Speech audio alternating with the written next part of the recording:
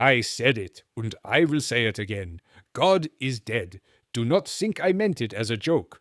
Do not think I meant it as a triumph.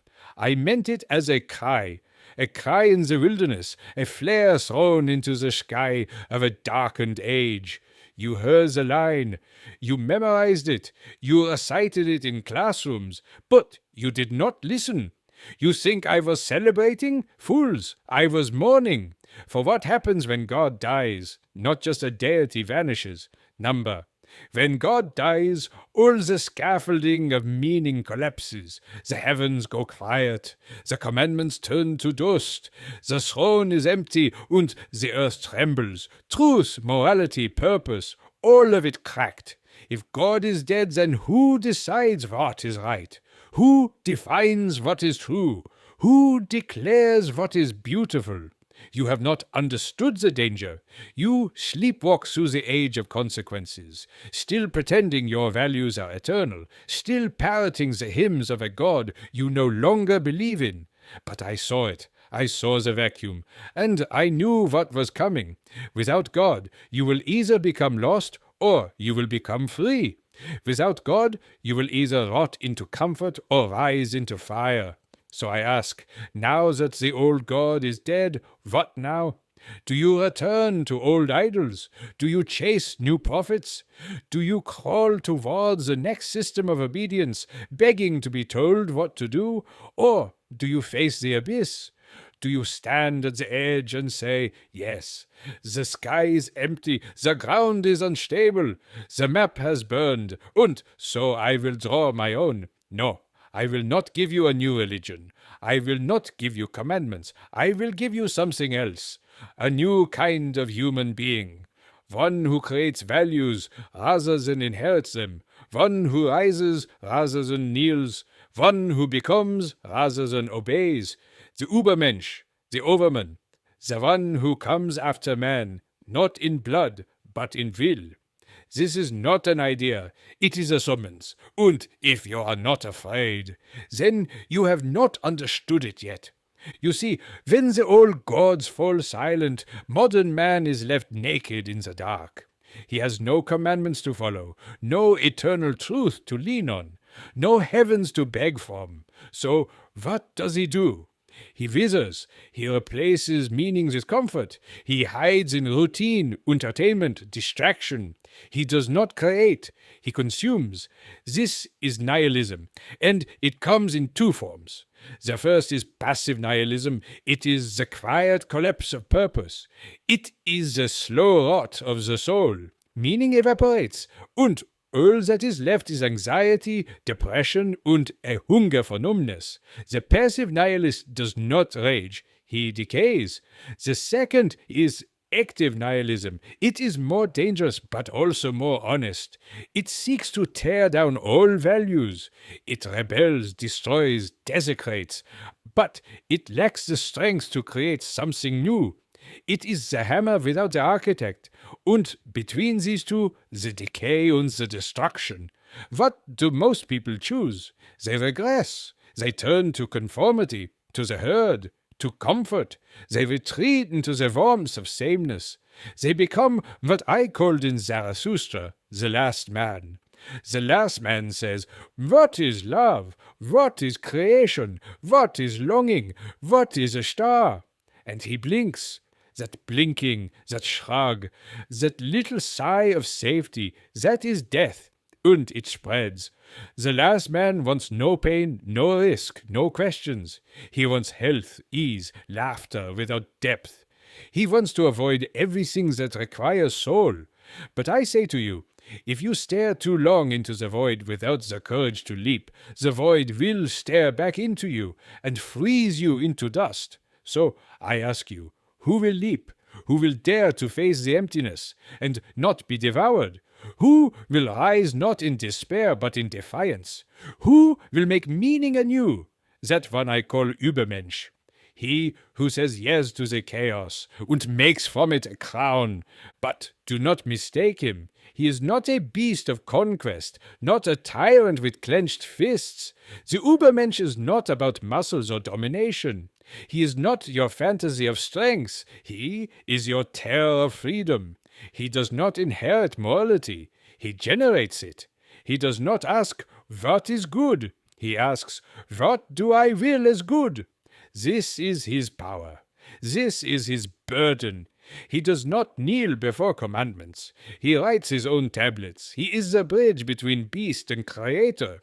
He is the fire that rises after the gods fall. I said it in Zarathustra. Man is something to be overcome. Do you think that means becoming more efficient, more productive, more civilized? Number. It means becoming real, no longer a slave to fear, no longer a puppet of tradition. The Ubermensch is not the next step in biology. He is the next step in soul. He reclaims the power once reserved for gods. He does not need heaven. He builds his world here. He does not worship. He wills. He is not born. He becomes. But beware again, many confuse him. They see power and assume tyranny. They see will and assume ego. They see freedom and assume rebellion. So let me be clear. The Ubermensch is not a tyrant. The tyrant seeks to bend the world to his rule. He shouts commands, raises armies, demands submission. But the Ubermensch commands no one, only himself. He is not a guru. The guru gathers followers, performs wisdom, hungers for admiration. The Übermensch does not need followers. He speaks for himself, to himself, and becomes the example, not the shepherd. He is not a moralist. The moralist repeats the dead language of past virtues. He says, this is how it has always been. The Übermensch answers, then let us begin again. He does not enforce values, he creates them, he does not impose laws, he lives in such a way that laws are born from his fire. And let this be said loudest, he is not the cartoon Superman imagined by cowards. He is not the brute, the nationalist, the dominator. That was the lie of the 20th century. That was a misreading, a vulgar theft of my words by small men who wanted an excuse for cruelty. Number. The Ubermensch is not a banner for hate. He is a flame for transformation. He is a spiritual revolution, a fire lit from within, a soul that burns away every borrowed belief until only will remains. He does not seek to rule over others. He seeks to rule over the smallness within himself. And so I ask you, have you mistaken power for domination? Have you mistaken obedience for goodness? Have you mistaken the one who walks alone for one who is lost? You must unlearn these things, because the Übermensch is not your master. He is your mirror. And in him you will see what you fear, because it is what you are meant to become.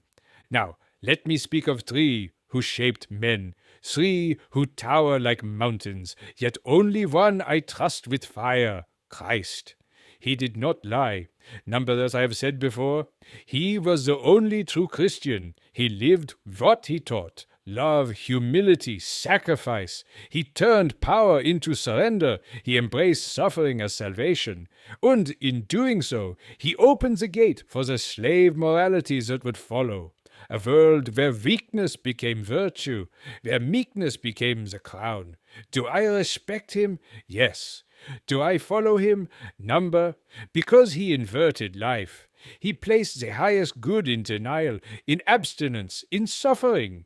He made the cross a throne, and called it holy. That was the beginning of the sickness. Socrates, the man of reason, the dialectician, the one who questioned until all things bled. He made the mind a scalpel.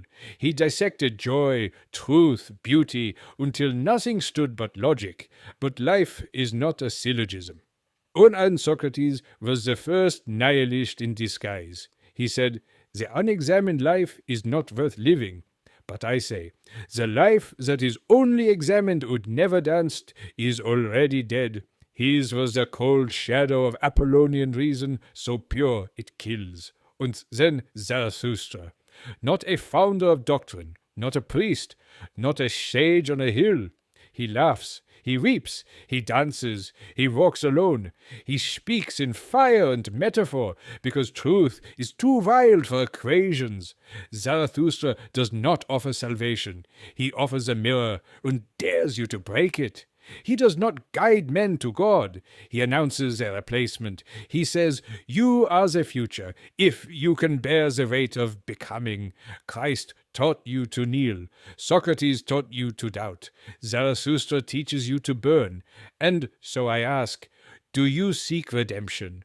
Do you seek reason? Or do you seek rebirth? Because the Ubermensch is not bound by redemption. He needs no forgiveness. He is not shackled to reason. He uses it, but it does not use him.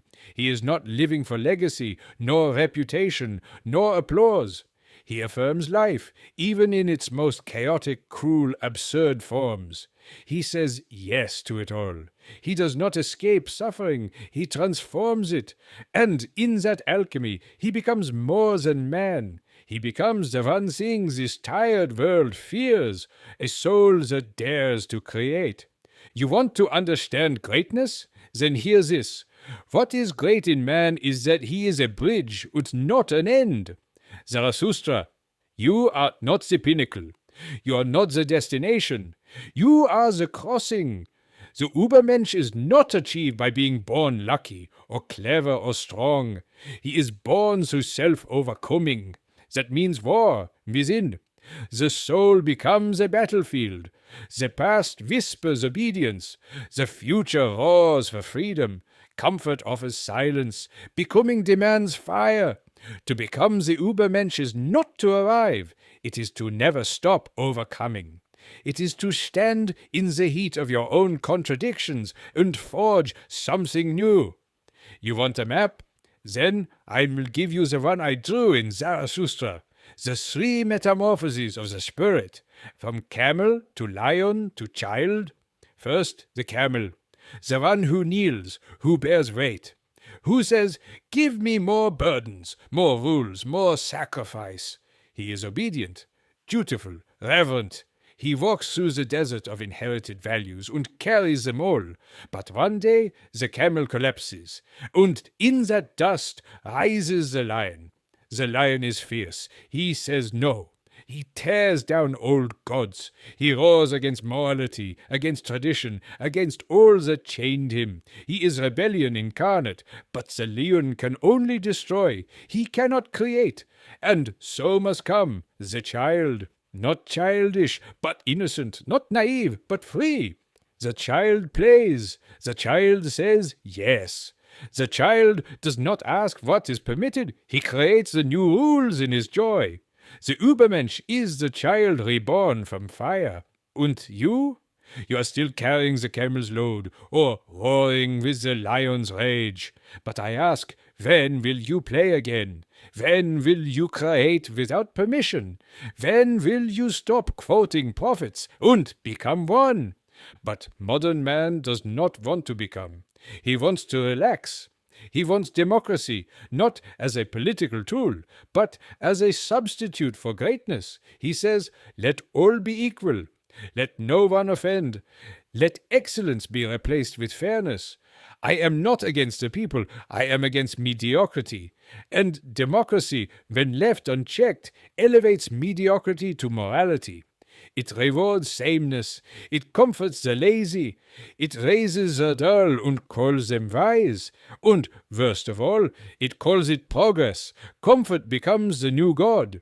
The new commandments are, be safe, be normal, be like us. This is herd morality.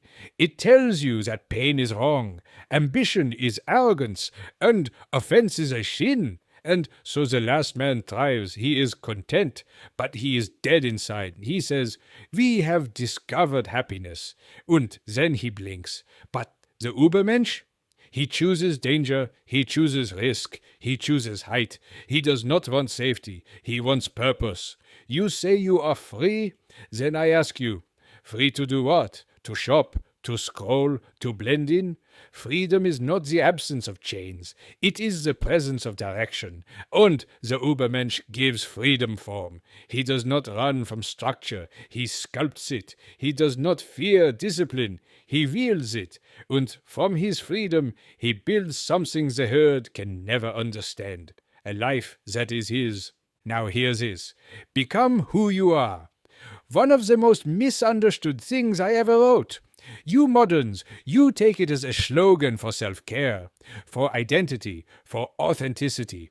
Number, I did not mean express yourself. I meant forge yourself. You are not a fixed identity waiting to be discovered. You are a molten potential waiting to be shaped. Who you are is not a thing you find. It is a thing you build, with hammer and flame. To become who you are is not comfortable. It is not affirming. It is not safe. It requires pain, solitude, brutal clarity. You must ask, what in me is borrowed? What is inherited? What is fear? And then burn it all. I said elsewhere, he who has a why to live can bear almost anyhow. Your why is not handed to you. It does not fall from the sky. You must make it. And that is the path of the Ubermensch, not a super being, but a soul that burns with becoming. He does not arrive, he overcomes, always, again, higher, until what he is and what he wills are one flame, and from that fire, a new kind of human, one who does not ask permission to exist, one who dances at the edge of chaos and calls it joy, one who becomes who he is. And now I ask you, directly, are you living as the last man or as the bridge? Have you built your own values? Or are you still wearing your grandfather's morality like a borrowed coat? Are you creating meaning or merely consuming comfort? Are you the fire that shapes or the ash that remains? You do not need to follow me. In fact, I hope you do not. I am not your path. I am your challenge. You must surpass me. You must become the arrow that shoots beyond man. You must climb higher than I dared. I did not bring commandments. I brought dynamite. I did not build temples. I shattered them, and now the dust settles. The silence stretches, and it is your turn, your time, your burden. So I ask you one final time, are you aiming high enough? If not, raise. If not, leap. If not, become. The time has come to plant the seeds of gods within men, not in heaven, not in books, not in altars, but here, now in you.